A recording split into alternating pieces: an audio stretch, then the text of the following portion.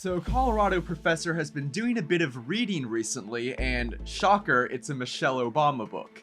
She says she doesn't think Michelle even believes the whole when they go low we go high BS, and that I'm done going high. Hashtag I'm ready to punch them in the neck.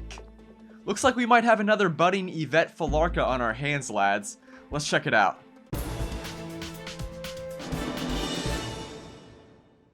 Let me introduce you to Colorado State University education professor Oyan Poon.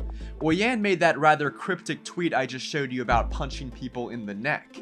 So putting violent tendencies aside for a second, if there's one somewhat neutral thing you can say about social justice activists, it's that they're certainly self-interested. But Oyan may have one position that surprises you. She's an Asian American, but she's also a huge fan of affirmative action. And which group is hurt most by affirmative action in college admissions? That's right, Asian Americans. A Princeton study estimated that while African Americans and Hispanics receive the equivalent of a 230 and 185 point SAT boost, respectively, in college admissions, Asian Americans get docked 50 points.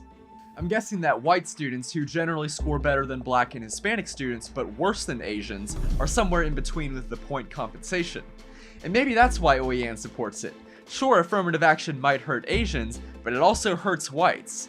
And Campus Unmasked fam, I challenge you to find one tweet in which this professor doesn't refer to whites in a negative fashion. Now sure, one of Oyan's research interests is racial politics, but some of these tweets are pretty whack.